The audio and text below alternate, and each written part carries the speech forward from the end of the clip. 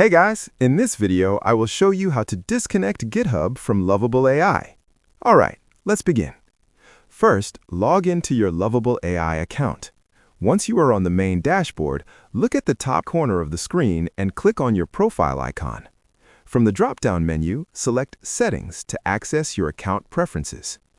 Inside the Settings page, find and click on the Integrations section. This area shows all third-party services that are currently connected to your Lovable AI account. Here, you will see GitHub listed among the available integrations. Next, click on GitHub to open its integrations details. If GitHub is already connected to your account, you will see an option labeled Disconnect GitHub.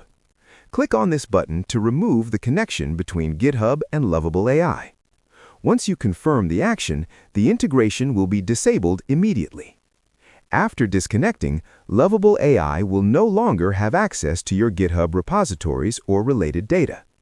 If you ever need to reconnect GitHub in the future, you can return to the Integrations section and set it up again. So that's basically how you can disconnect GitHub from Lovable AI. That's it for this video. Thanks.